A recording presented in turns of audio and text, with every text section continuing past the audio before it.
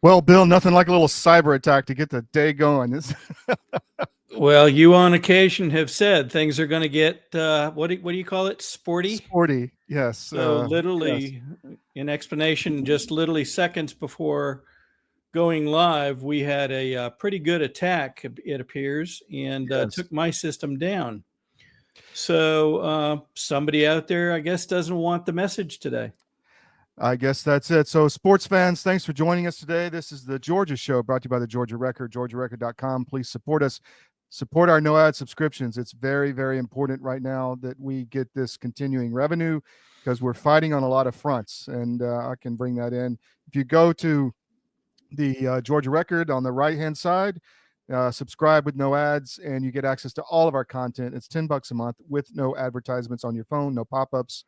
You get access to all 13 sites and growing. So thank you for that support. We really appreciate it. That's been strong lately, and it's extremely helpful. And we'd like to keep that going so that we have revenue every month that we can count on at least to pay some of the bills.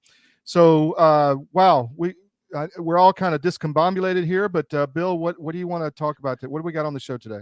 Okay, so we're going to cover something that I'm calling patterns. We're beginning to see things that over time seem to indicate something that you might not see in a simple moment of time.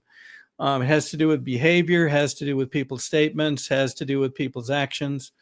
And so we're gonna cover that in a story that we published just in these last 2 days. We will move on to some things that others are reporting that have to do with some very odd expenses that have shown up in the GOP and some things that we worked on ourselves to explore a little bit deeper. We'll look at some of the other things that we see going on with Trump and some of his actions, and the way that people are interpreting those or have interpreted the same kinds of actions in the past.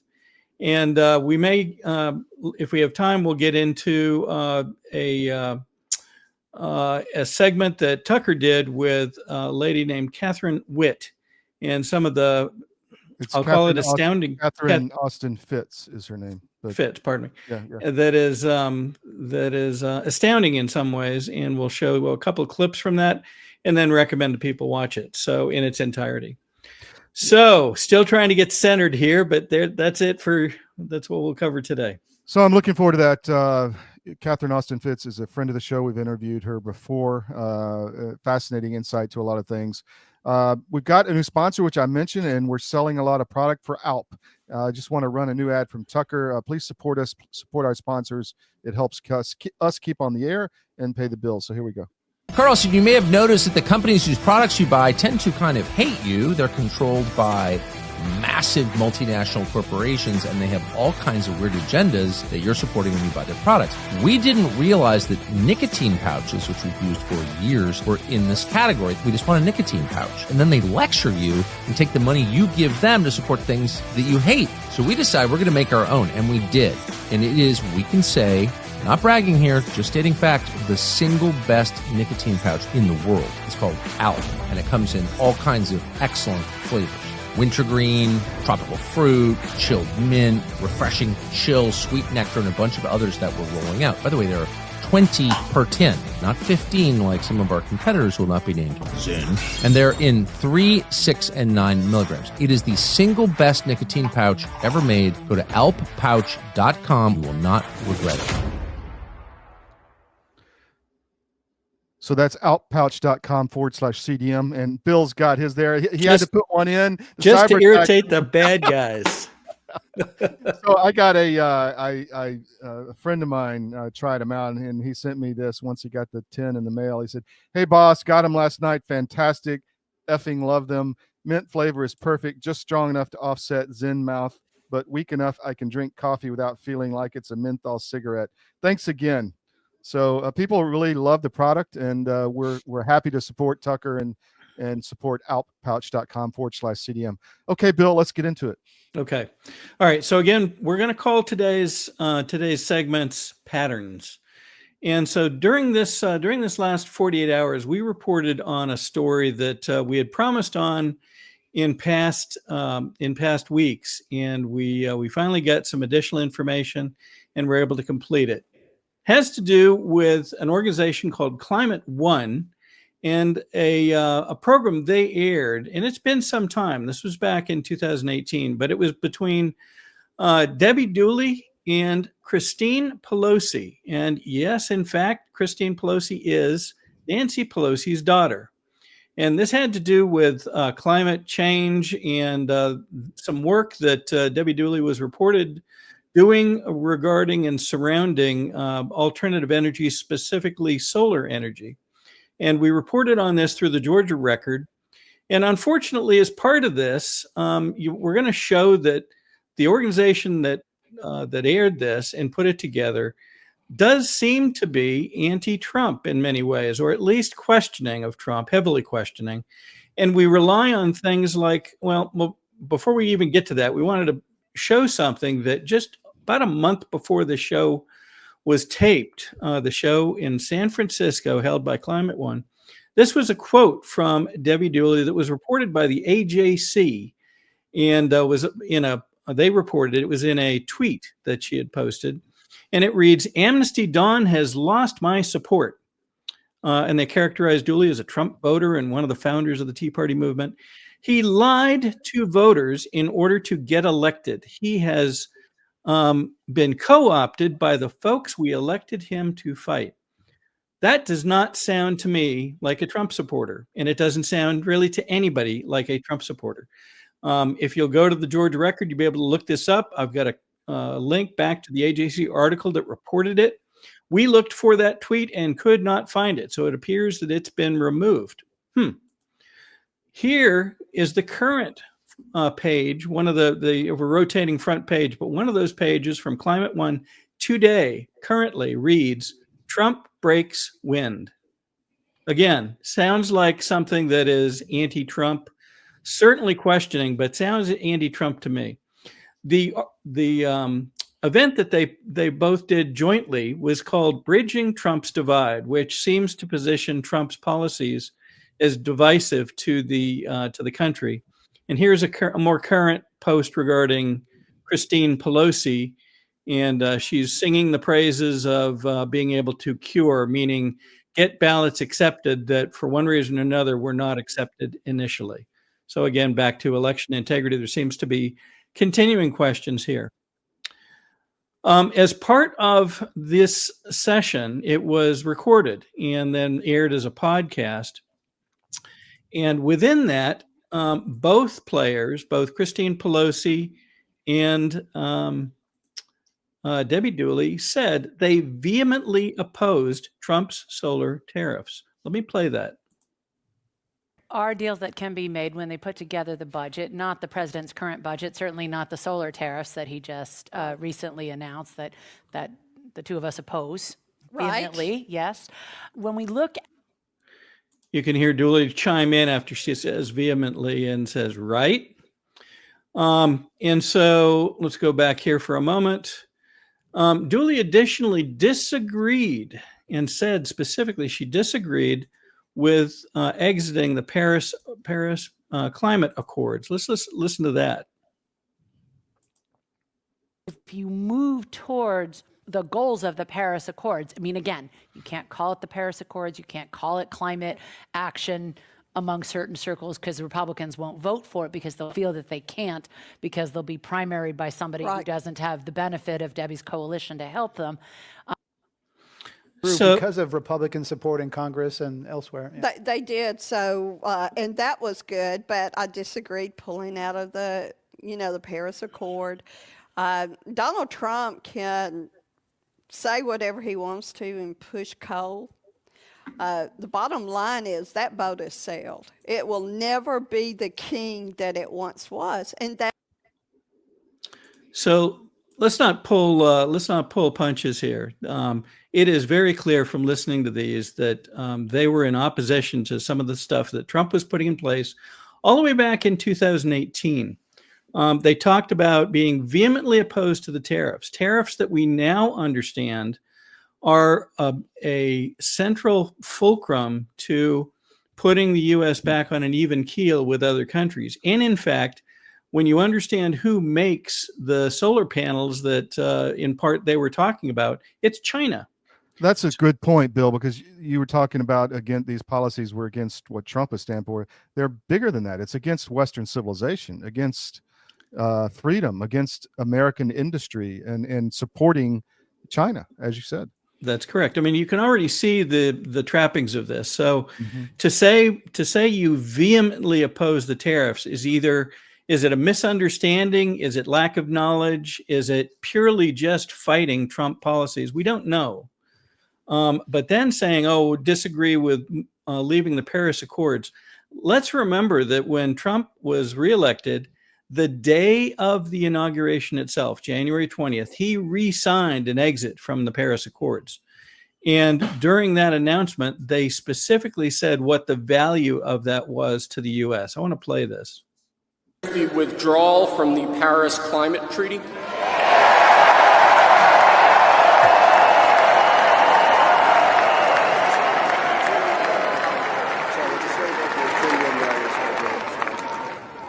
Yes, sir.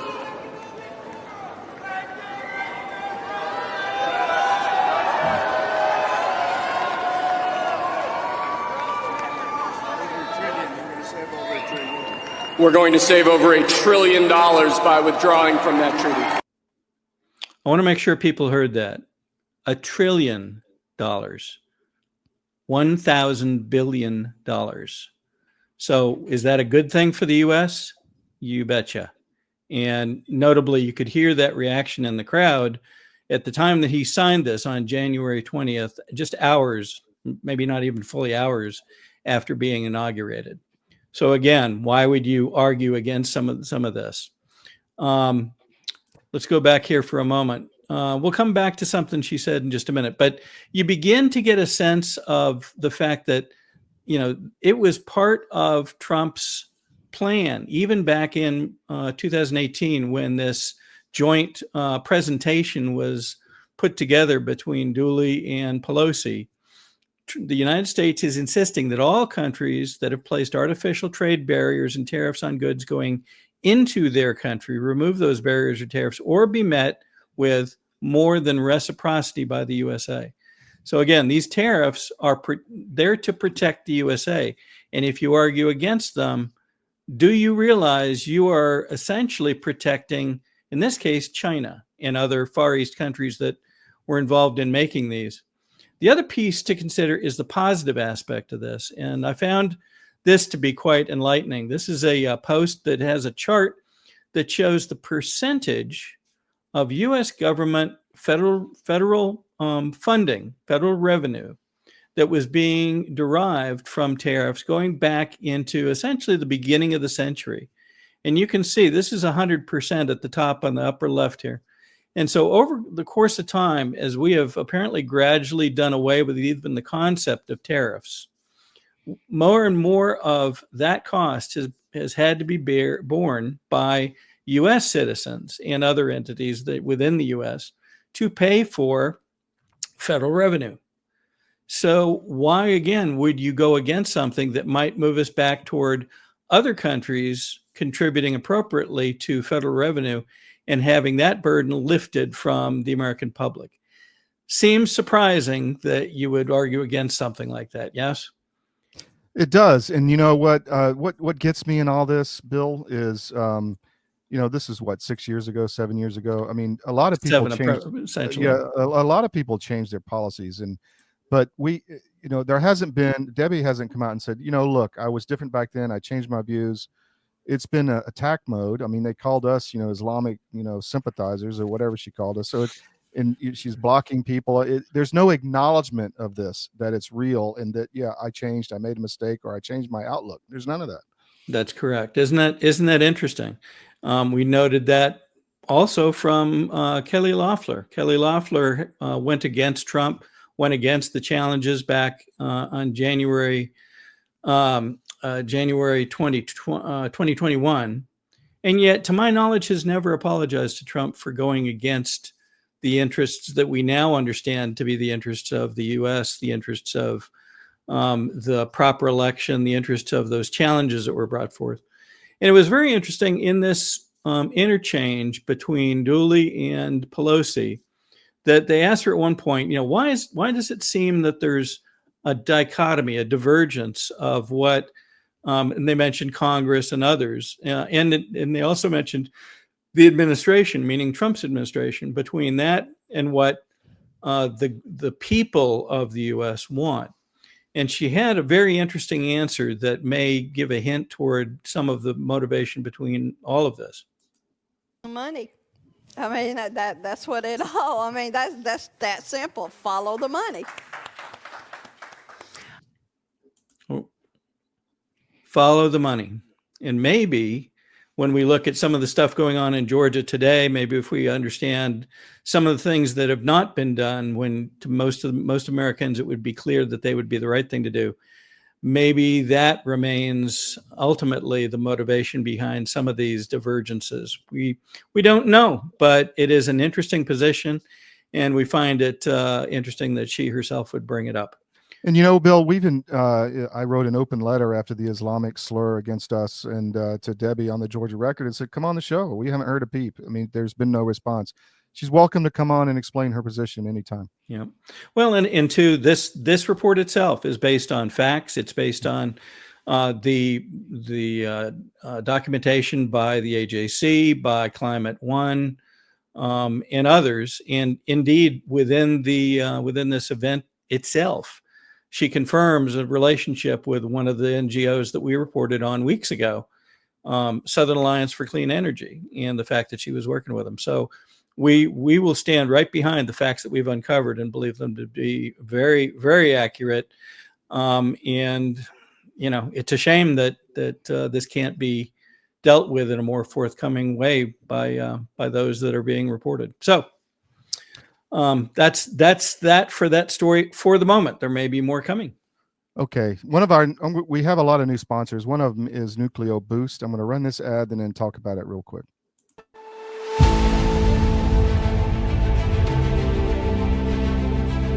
I'm watching my friends gain more and more weight. And then eventually I got to tell you, this is a little dark, but bad diet literally killed my whole crew. Wow. Diabetes, a stroke. I mean, all kinds of stuff. It's like, you had a stroke? You're not even 50 years old. You guys got to quit eating this stuff. Your body knows what's what. You're not conscious of this. But that's why people will go to the refrigerator and they'll grab this and that and the other and put together this outrageously elaborate combination of foods. Your body's trying to reach balance. Unbeknownst to us, our bodies are always trying to reach homeostasis. You can't eat all of this stuff and expect to live a long time.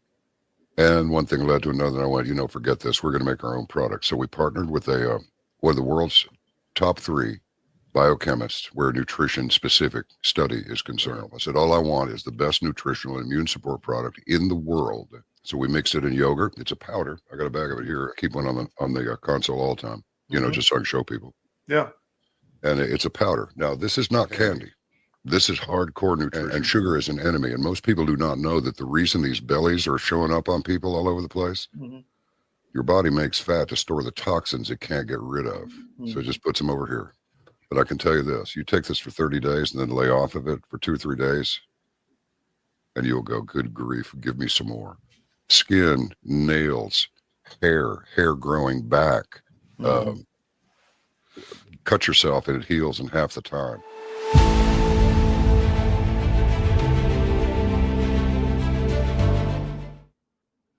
So this is the Nucleo Boost. I use it every day, and a lot of people on our team use it. It basically is everything you need at the cellular level for good nutrition. It's just a one-stop shop, 1 scoop a day. I put it in a smoothie or in the yogurt. It's got the BioAllo to get it into your cells. You can go to cdmnutrition.com and check it out. Check out the subscription. It's cheaper. That's cdmnutrition.com. And just get healthy. This is one way to do that. For us, it's good because it helps with stamina. For our heavy schedule, just keeps everybody motoring along. So check it out. Back to you, Bill. All right. So let's move along to our next topic. So during this week, there's been some very interesting things reported that have been found in federal filings. And let's begin with this. So this is a post by Kylie Jane Kremer, Amy Kremer's daughter. And Kylie Jane has her own following and posts often on Twitter with things that she and others are finding. This happens to be centered around a FEC, Federal Election Commission filing done by the Georgia GOP. And earlier in the week, they found something very interesting. It is an expense, essentially a way of reporting expenses. And it lists as the payee Alloy Personal. And it wasn't known what this was at first, but it was a non-trivial number, and people began questioning it. $479 for something, and it was called a meeting. And so I guess folks started looking for, who the heck is Alloy Personal? Well, they ended up finding it, and it caused even more questions. There it is. Alloy Personal is Alloy Personal Training. Now, how could that be? How would we have the Georgia GOP, led by Josh McCoon, paying for apparently personal training appointments? And this was reported by our friends over at Voice of Rural America, and BKP brought this up. Others started delving into it. Kylie Jane Kremer herself reported that she had done her own independent review of the documents and found it to be valid. And so after they found the first one, they found more. And apparently they found 4 of these that had been executed, all for $479. So it appears from first glance that these are for 4 separate individuals. We don't know who. I know that folks have asked members of the executive committee who might be in a position to know. I think they've gone to the treasurer of the GOP, who might be in a position to know. But these do not indicate a person's name on them, just the same thing. Alloy Personal, and let me see if we can zoom in a bit more so you can see it. Alloy Personal, there you can see the way it's listed on the top box there. And it's listed as a meeting.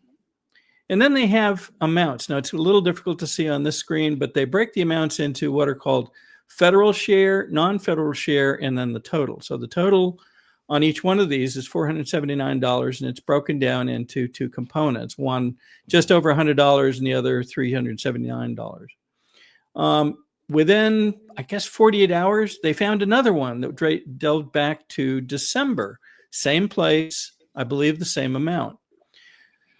So what does this mean? Well, clearly, the GOP, Georgia GOP, accepts money both from national political agencies like the Republican National Committee and others, but also gathers funds from folks that are here in Georgia and I guess around the country that want to contribute to the Georgia GOP, but do so as individuals. You would think that they would shy away from spending donations on such things, and may in fact not supposed to be spending donations on these things. And then in the coming days, there appears to be more that's now found. One is this lists Brooks Brothers, like the folks that make suits and custom shirts and custom ties and other things. This one's for $131, and again is broken into these components: federal share and non-federal share. Here's another one. This is for a place called Sky Jump, which appears to be some sort of an entertainment thing, or something to entertain oneself at the Jump Zone. And again, lists a partial name, slightly different on the FEC filing, lists it again as a meeting, and again breaks it down into federal share and non-federal share. So how do these relate to activities that folks are contributing to, and they believe that they're helping fund for the Georgia GOP? You would think that those activities would be supporting candidates and helping candidates with their needs in their campaigns, and kind of begs the question. And the reason is because just this past week, I believe in Cobb County, they had a set of elections for their county commissioners. And in fact, both Republican candidates just got trounced. The Democratic candidates won.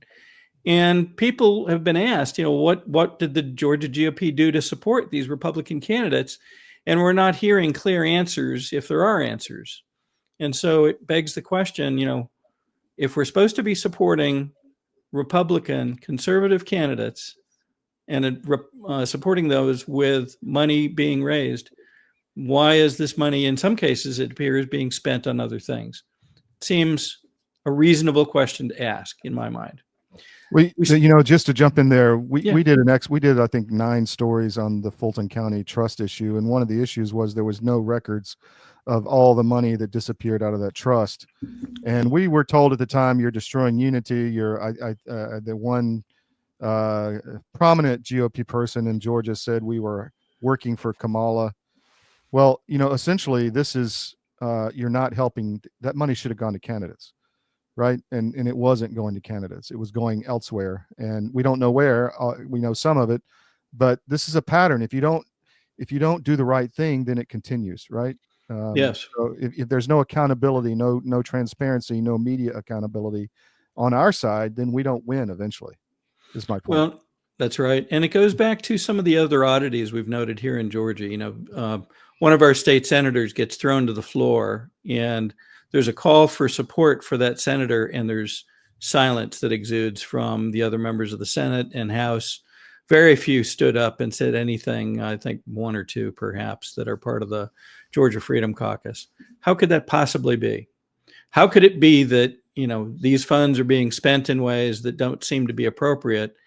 And, the party leadership appears to be trying to very quickly explain it away, which is getting more difficult by the day as there's more found. Well, that ties into, I'm looking forward to the video you're going to play with Catherine Austin Fitts, because she talks about the breakaway civilization and how they have no allegiance to our laws. Isn't that funny that would come up this week as well? We'll get to that in just a couple of minutes, but thank you for mentioning that. So one of the things we occasionally get hints about how to look at some of the data that's emerging in these cases. And we kind of got a hint on this one as well. So you'll recall that these particular expenditures were to Alloy Personal, Brooks Brothers, and then the Sky Jump, whatever that is. So just take a look at this that we find pretty interesting. You'll remember that I mentioned as we went through each of these that they're broken into a federal share and a non-federal share.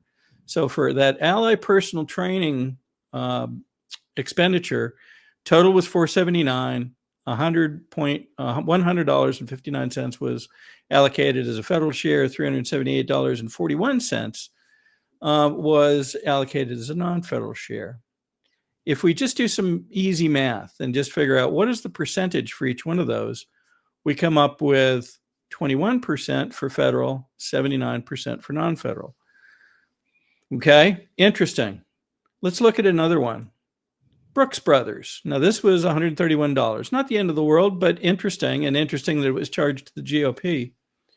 And again, we see this break between federal share and non-federal share. What's the percentage there?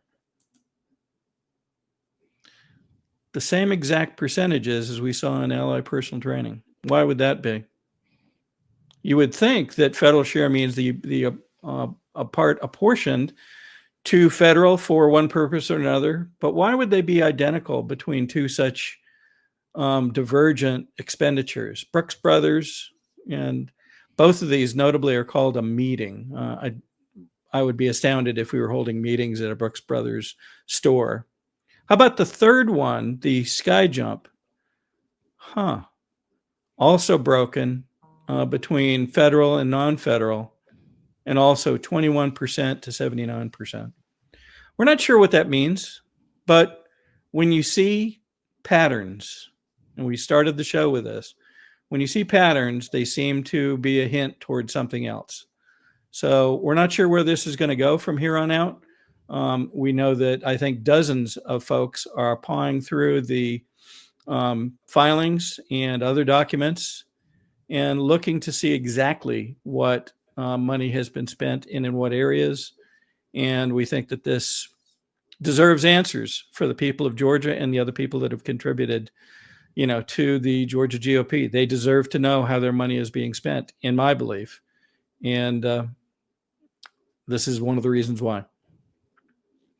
And when you combine that with the treasurer of the Georgia GOP has no access to the bank records, then, it's even more interesting. That's right. That's right. Did you want to take another break before we move on? Yeah, please. One of our biggest sponsors is the Wellness Company, and they've been really good to us. And I would encourage you to take a look at it and go to their site and check out. This is their contagion kit. It really has everything you need with the nebulizer and the steroids in case you get some kind of bird flu thing. This is the travel kit that I use all the time. I literally use it when I travel multiple times now. You have the ultimate spike detox if you have somebody who's been vaccinated that you're worried about their blood. But go to the Wellness Company. I want to play a quick ad from them. Well, in the case of hydroxychloroquine and ivermectin, these are two medications that have been FDA approved for use in humans for decades. They are very, very inexpensive. Interestingly, available over the counter in almost every other country other than the US and Canada. You can just walk into a pharmacy and buy them like we buy Tylenol in much of the world because they're that safe.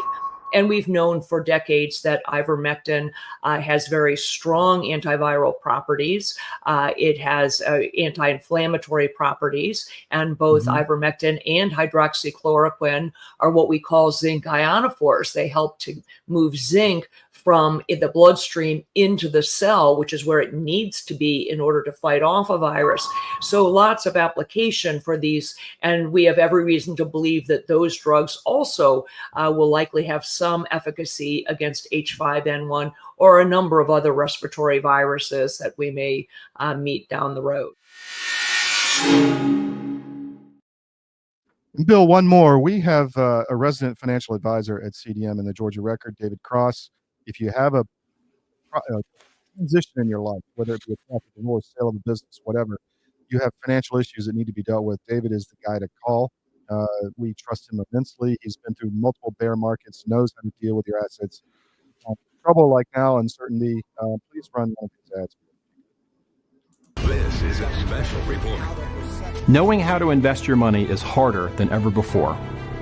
Dealing with stock market volatility, record debt, and terrorist attacks requires new thinking. At U.S. Asset Management, we can help you see the world more clearly so that you can move beyond the chaos and invest with confidence. Call us, visit us online, or drop by our office. U.S. Asset Management, helping you make better decisions with your money. So if you've got questions, give David a call. Just call and talk. Not a salesman, just a good guy to bounce ideas off. Back to you, my friend. That's great. By the way, I can attest to that because in a presentation I saw the other day that he had made, one of the folks in the audience asked, how is it possible to get a review? And the answer was, sure, just call me. We'll figure it out.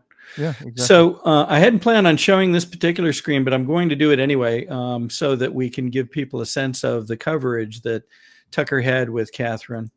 They covered a lot of ground here. And the underpinning, I guess I'll call it, is that so much of the world's structure of economy, currency, money flow, and so forth appears to be structured in a way to provide control, not just influence, but literal control. And Catherine reported that she had done just a lot of work for many years now on this. She's a past government official. She's done this work along with some of the best in the industry. And if you haven't seen this, I would definitely recommend you look up on Tucker Carlson's X account or on his Rumble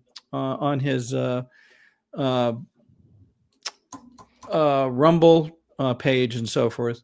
This interview, it is quite long, but it goes through a number of different fascinating topics.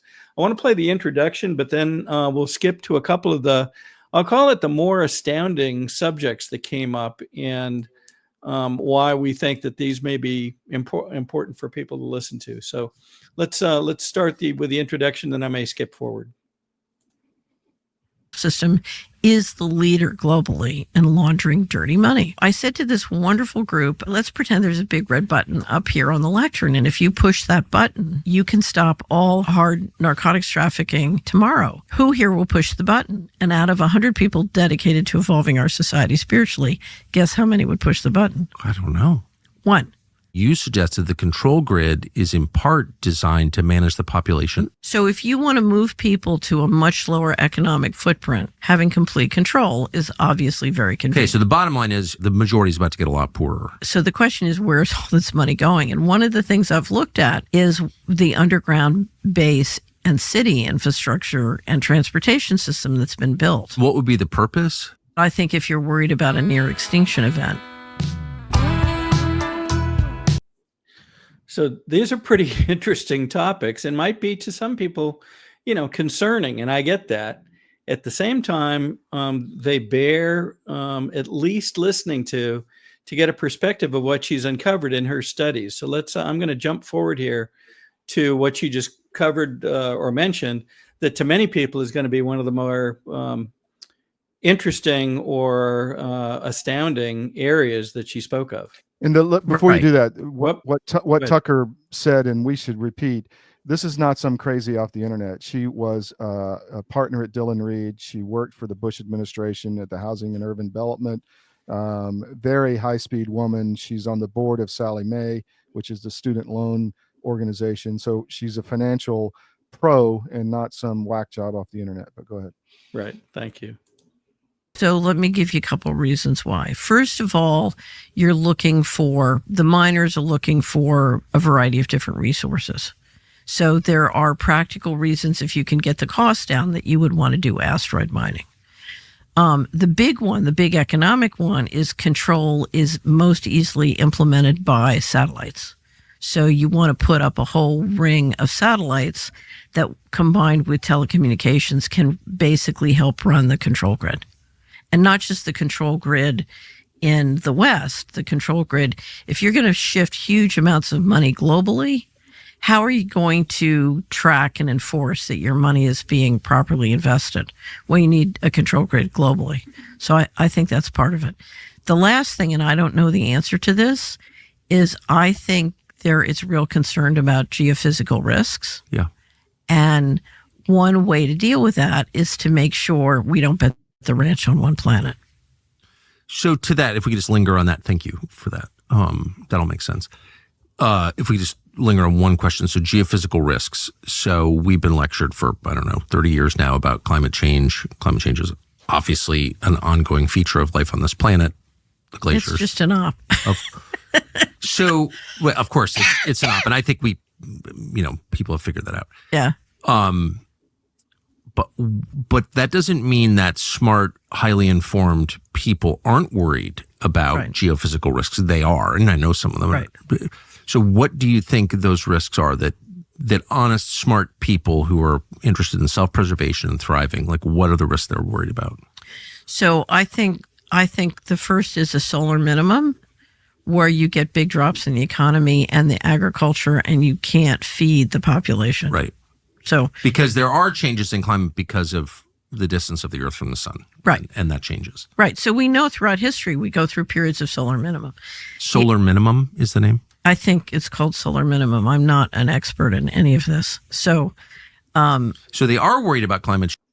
I'm going to jump forward just a little bit here because I want to get to the part that I was originally referring to. Let's see if it's here. The, theories of what causes these events. But there is a history of near extinction events. And one of the things that I've looked at, because I'm trying to figure out, between fiscal 1998 and fiscal 2015, there were 21 trillion of undocumentable adjustments in the U.S. government. If you go to our website, missingmoney.solera.com, we have years and years of documentation, including the government financials that show this. And so the question is, where's all this money going? And one of the things I've looked at in the process of looking at where all this money is going is the underground base and city infrastructure and transportation system that's been built. And I'm sorry? Yes. So we have built an extraordinary number of underground bases and supposedly transportation systems. Some of these are some of these are documented as part of the national security infrastructure. I think there are many more. So in the United States? In the United States, on all over the world. But from 2021 to 2023, I took one of the smartest subscribers in the Solari Report network, and he and I spent 2 years collecting all the data and all the allegations on underground bases. And then we systematically went through and tried to estimate our guess. This is totally a guess of how many underground bases, both underground in the United States, but also underground under the ocean around the United States. And our estimate was 170. Okay, so I guess we'll call that a teaser for folks to actually go watch the entire interview. But these things have been theorized, talked about in some circles for quite some time. And yet here we have, as you say, a person with good, credible, authentic background, someone that is known in wide circles and with solid history of her experiences sitting on boards and so forth. And yet she's reporting this and talking about spending 2 years to develop the data. I have a funny feeling there's more to be learned here, just like there's been more to be learned about JFK, RFK, MLK, the activities of the FBI, and so much more. And this just seems to be, well, I guess I'll call it the latest. Well, the fascinating part I took from that interview was, Tucker asked, well, who's doing all this? And she essentially says it's central bankers globally with no that have sovereign immunity, as in they don't have any allegiance to our laws and can break our laws at will, and they're inserted into our government. And if you look at that makes a lot of sense, because you see people breaking laws and not doing the right thing over and over. And she's like, they have no allegiance to the Constitution and they don't feel they have to follow it. And it's like while you're building a new structure, you're keeping the old one alive until you get the new one big enough, and then you take down the old one. And I think she's right about that. And she says it's intergenerational wealth that's behind this. And the fascinating thing, what she says, the only answer to it is Christianity, which I found highly instructive. It was very interesting. And isn't it interesting throughout the past years, when we see religions attacked, it often is Christianity that's being attacked, not doing the attacking, but is being attacked. And you could see that. Hillary Clinton couldn't even say the word. She called us Easter worshipers. That's right. Isn't that funny? There, you could see it during the Olympics last year with symbolism that appeared it mocked Christianity. Let's face it. Let's call it what it is. Articles in magazines where they're making fun of the Last Supper with Madonna and so forth. And,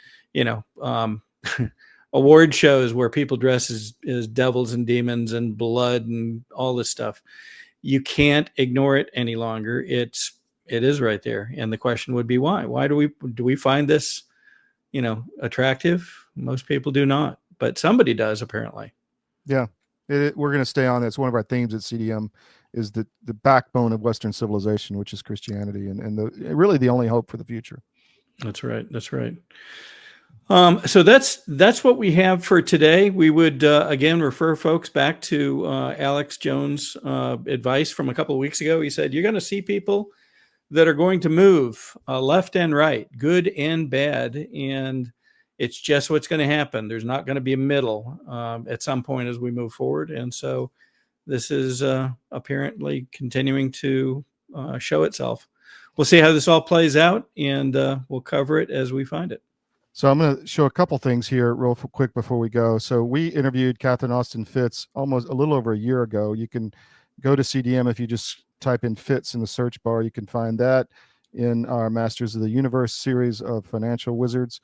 And also, I wanted to talk about books. The Manhattan.press is our site in New York, And excuse me, I have to click a button here. And if you go to the Manhattan.press, what the heck is that? Huh. That's not what I wanted. 1 second. If you go to the Manhattan.press and you go to the top menu for the Manhattan bestsellers list. Sorry, guys, I got to bring this back up and I'm doing it on the fly. But there you go. So if you go to the Manhattan.press and then top right, there is the Manhattan bestsellers list. And if you click on that, you can get all of the books that are best-selling in the U.S. There's editors' picks, children's fiction, nonfiction, history, politics. All of it is there, and you can buy the books below. And if you buy them through us, then you support free media. But essentially, this is a list that is accurate. There's no bias. There's liberal books on here. It's simply the best-selling books in the country. And on top of that, if you have a book you want to buy, go to cdm.press, top corner or top menu, and you'll see the CDM bookstore. Buy it from us, even if it's for your work, for a vacation, for education, whatever. Just buy it from us instead of Amazon, and that is a way to support free media as well. That's all I got, Bill. Thank you. Okay, that's great. We will see everyone again on Wednesday evening at 7 p.m. And you'll be on tomorrow at what time, Todd? Yes, the skiff starts tomorrow, 10 o'clock, 10 a.m. Eastern till noon, Monday through Friday.